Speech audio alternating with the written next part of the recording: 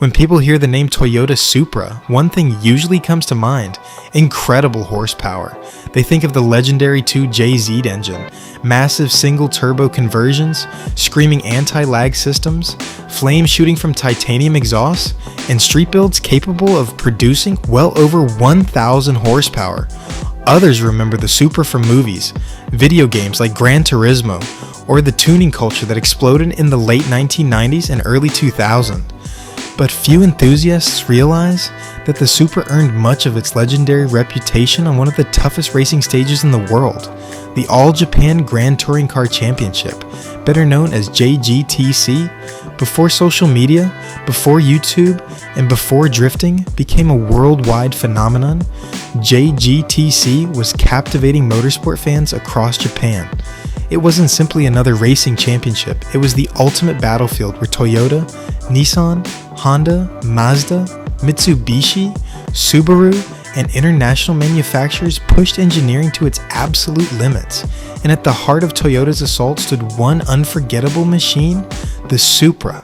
Today, every All Supra gathering, every restored MK4, every Castrol-inspired replica, and every heavily modified street build owes something to that incredible racing heritage. This is the story of how one championship transformed the Supra into a global icon. The early 1990s were a fascinating time for Japanese performance cars. Manufacturers were producing some of the greatest sports cars ever built. Toyota introduced the fourth generation Supra. Nissan continued the dominance of the Skyline GTR. Honda stunned the world with the NSX. Mazda refined the RX-7 into one of the best handling sports cars of its generation. Mitsubishi and Subaru were making headlines and rallying, while Japanese engineering as a whole was entering what many enthusiasts now call its golden age. To showcase these incredible machines, the Japan Automobile Federation launched the All Japan Grand Touring Car Championship in 1993. Unlike Formula One, where purpose-built single-seaters dominated the headlines, JGTC focused on grand touring cars inspired by production vehicles. Fans could watch race cars that looked like the same machine sitting in dealership showrooms, even though beneath the bodywork they were highly advanced racing machines. The championship quickly became famous for its close competition. Rather than allowing one manufacturer to dominate season after season, organizers used balancing regulations that adjusted vehicle weight and performance based on previous race results. Every race weekend became unpredictable, forcing manufacturers to innovate constantly while drivers fought wheel to wheel for every position. Toyota had already built several successful sports cars, including the Celica and MR2, but the company wanted something capable of taking on Nissan's increasingly dominant Skyline GTR. That ambition gave birth to the fourth generation Supra, internally known as the A80. When it arrived in 1993, the MK4 Supra immediately impressed enthusiasts with its muscular styling, low drag coefficient, and remarkable engineering. Beneath the long hood sat the now legendary 3.0-liter twin turbocharged 2JZ GTE engine. It quickly developed a reputation for incredible durability, capable of handling enormous amounts of power with relatively few internal modifications. Decades later, it remains one of the most respected performance engines ever produced. However, racing demanded a completely different philosophy. The JGTC Supra was not simply a stripped-out road car with racing decals. It was an entirely different machine designed from the ground up to compete at the highest level. Lightweight composite body panels replaced steel wherever possible. Massive aerodynamic components generated downforce. Racing suspension transformed the car's handling characteristics. High-performance brakes allowed the drivers to attack corners lap after lap without fading. Perhaps the biggest surprise to many Supra fans is that Toyota didn't rely on the famous 2JZ engine in its GT500 race car. Instead, engineers chose a highly developed turbocharged 3SGTE engine. Although much smaller in displacement, its compact size improved weight distribution and allowed engineers to optimize chassis balance. In racing, superior balance often proves more valuable than simply producing the highest horsepower. Every aspect of the race car reflected meticulous engineering. Engineers constantly searched for improvements measured in tenths or even hundredths of a second. Slight aerodynamic refinements, improved cooling systems, suspension adjustments, tire management, and fuel strategy all became critical components in the pursuit of victory. One Supra would eventually become one of the most recognizable race cars in Japanese motorsport history, the Castrol TOM'S Supra. Its striking green, red, and white livery became instantly recognizable. Even today, decades later, enthusiasts around the world can identify it instantly. Its aggressive front splitter, enormous rear wing, flared fenders, and race-ready stance made it look every bit as fast as it truly was. The sound only added to its legend. The turbocharger whistled as boost built through the rev range. Gear changes from the sequential transmission happened almost instantly. Every downshift echoed across the circuit while the engine screamed toward redline. Watching the Castrol Supra at full speed was unforgettable. What made JGTC truly special, however, wasn't just the cars, it was the rivalries.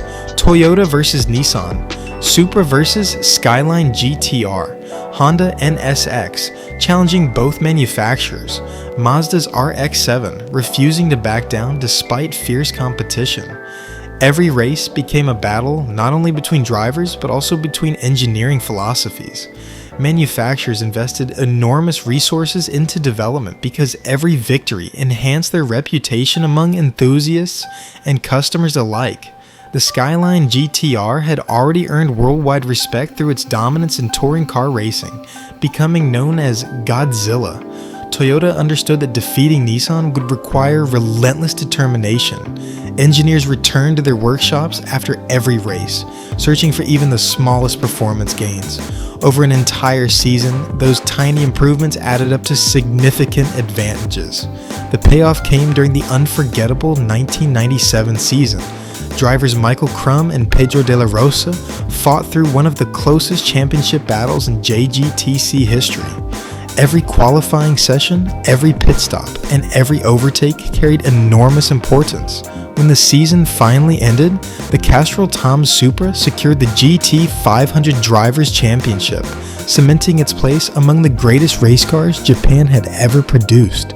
That championship victory transformed the Supra from an already respected performance car into a true motorsport legend. Yet the Supra's legacy extends far beyond race wins. The engineering lessons learned during JGTC influenced countless production vehicles and inspired an entire generation of enthusiasts. While many people focus solely on horsepower figures, Toyota demonstrated that successful performance depends on balance, aerodynamics, braking, suspension, reliability, and intelligent engineering working together as one complete package. As the years passed, JGTC eventually evolved into the Super GT Championship. Regulations changed, technology advanced, and newer race cars replaced the Supra on the starting grid. But the impact of the Supra never disappeared. Instead, it grew. Across Japan and around the world, Supra owners began organizing gatherings dedicated entirely to Toyota's legendary sports car. These events became known simply as All Supra meets. Walking into one today feels like stepping through decades of Toyota history. Every generation is represented, from the earliest Celica Supras to the A70, the legendary MK4A80, and the modern GR Supra A90. Every owner brings something unique. Some preserve their cars in completely original condition. Others create immaculate show cars. Some build drag racing monsters producing well over 2,000 horsepower. Others transform their Supras into drift cars or circuit machines inspired directly by JGTC. One of the most fascinating sights at these gatherings is the number of race-inspired builds. Faithful recreations of the Castrol TOM'S Supra, DENSO SARD Supra, and ESSO Ultraflo Supra proudly display the liveries that defined one of Japan's greatest motorsport eras. These aren't official race cars. They are tributes built by enthusiasts who understand the importance of preserving racing history.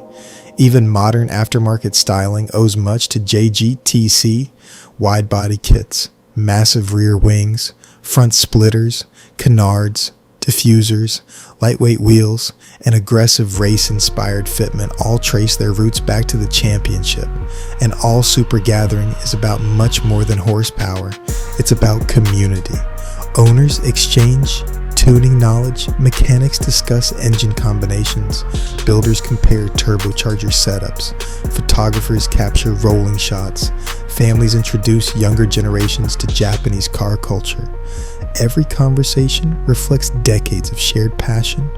When dozens or even hundreds of Supras start their engines at once, the atmosphere becomes unforgettable. Deep inline 6 exhaust notes echo through the venue. Turbochargers whistle under acceleration. Blow-off valves release compressed air with every gear change.